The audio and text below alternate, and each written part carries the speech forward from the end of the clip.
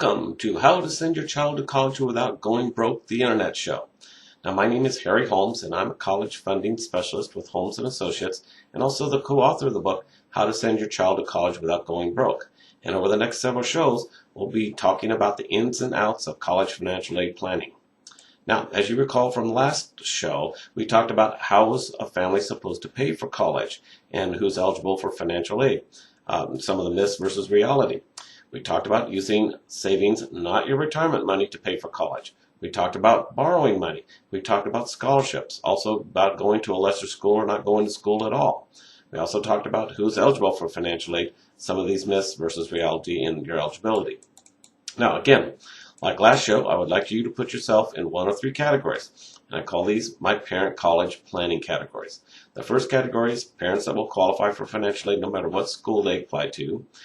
Category 2 parents are parents that may or may not qualify for financial aid depending on the schools that they apply to. And then Category 3 are parents that will not qualify for financial aid no matter what school they apply to because they either make too much money or have too much in the way of financial assets. Now, again, it's important to know which category you belong to because you have a different planning strategy, meaning a Category 1 parent will have a different planning strategy than, say, a Category 3. Category 2 will be different than Category 1 or 3. Now, when we do a financial analysis of our parents, we'll be able to identify the category they're in, and from there we'll be able to design a strategy specifically for them. Now, if you can't figure out what category you're in, give us a call at 909-335-2720 and ask to speak myself or a specialist. We'll send you out an information packet and also schedule a no obligation appointment to go over our service. Now, at this first appointment, we'll identify your category and also let you know what your options are in going forward with your college financial planning. Now, in today's show, we'll be talking about how schools determine if you're eligible and the different sources of financial aid that are out there for you.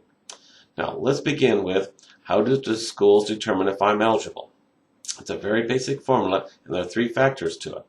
The first is they take what's called the cost of attendance, which I'll explain in a second. They subtract this from the cost of attendance, what's called your family contribution, which I'll also explain in a second. And the difference, after you subtract them, between these two numbers is what we call a need.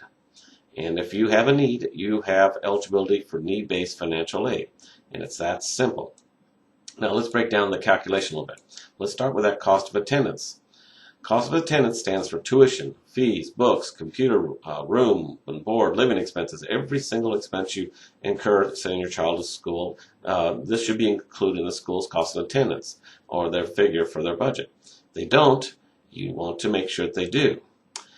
Now, the second factor is what I call the family contribution, or EFC, and that stands for expected family contribution. That's what you're supposed to pay for college out of pocket.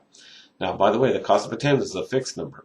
You have no power or control over that particular number. The thing that you do have more control over is what I call the family contribution. That is based on the parents' and students' income and assets, the age of the parents, the number of people in the family, and also the number of people that are going to college, and some other factors also involved. Now, if you understand the way the formula works and what the different variables are, what weights are associated with the different variables, you can exactly do what a good CPA does. You can legally and ethically work with the realm of that formula to lower that number. By lowering that number, you will increase your need. It's that simple. So you can't do anything about the cost of attendance other than where you pick which school you go to, but you certainly want to do everything possible to lower the family contribution as low as possible, which in turn will increase the need-based financial aid. Now, this last year in my family, it's kind of been exciting. Not only do I have a daughter that just finished college, but I have a son who's a senior in high school. And with all the college applications, and yes, we're not trying to rely on scholarships or my retirement money to pay for this college. We did his profile and identify the best career path and the corresponding schools. We're also using my tax favorite college plan savings program, just like we suggest for most of our clients to pay for colleges, as well as what we did for my first daughter. Now, let's talk and take a look at the different sources of funds for financial aid. And when the financial aid officer at the college receives your financial information, they use four sources of money or pots of money in your offer. Now, the first source or pot of money the financial officer is going to use, and this is the biggest one, it's what we call federal funds, which include Pell Grants, Supplemental Education Opportunity Grants, which are basically free money programs based on extreme need. The only people who generally get the Pell Grants and the Supplemental Education Opportunity Grants are very low-income people. Typically, parents in Category 1 are considered low-income. Maybe some low-income might be in Category 2. But there's some other federal programs like subsidized and unsubsidized loans, which I'll talk about in a moment. And there's the Perkins loans and the PLUS loans and supplemental loans to students.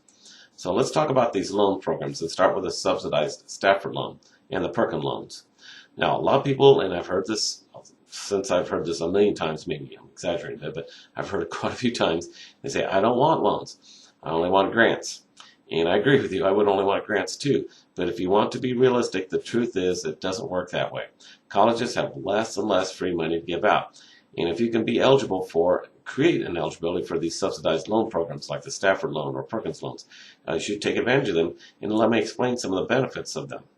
The first thing is they're subsidized, meaning that the government is in effect picking up the interest tab while the students are in college. So for 4 years and 6 months, up until after they graduate, you don't pay a dime of principal or interest. It doesn't go into repayment until the student graduates, and they wait after 6 months after that to start paying. It's in the student's name also, not in the parent's name. So it's the student's responsibility to pay for once they get a job and get out of school. And it's not accruing interest either, meaning the interest on the loan is not accruing if it's a subsidized loan. You're getting use of this money free. And if you don't need the money, take it out, give it to me, we'll put it in some safe investment, and after 4 years and 6 months, we'll pay you off the loan and you can keep the earnings from the investment. How's that? So to me, it's not a bad deal.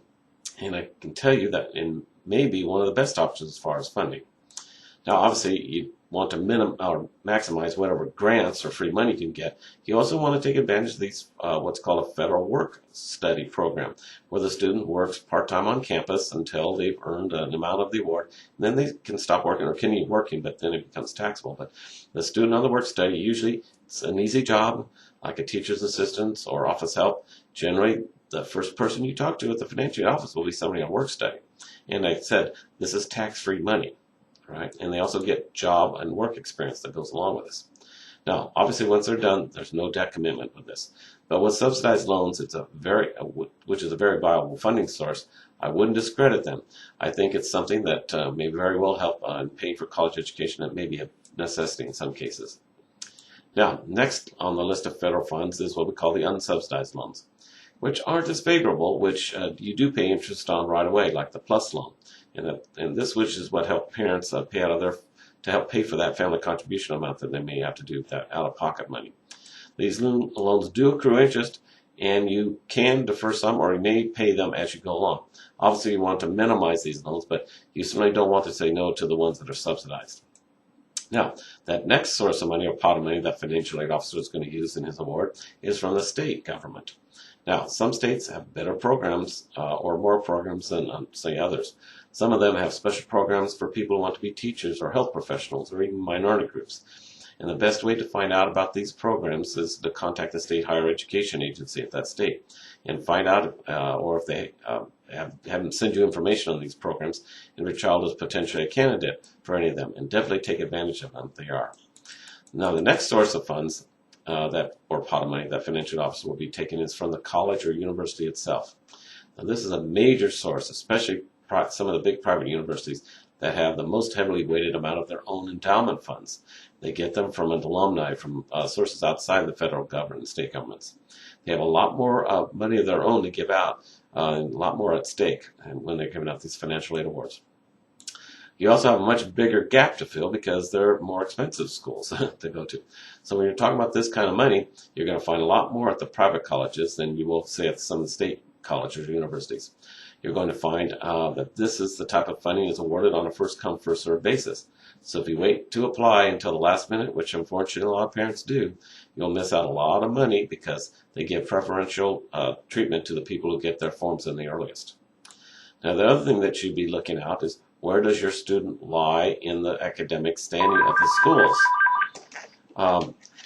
So say if they're in the top 25% of the average of applicants based on their grade point average, or say state or college, their ACT scores, that's a good thing.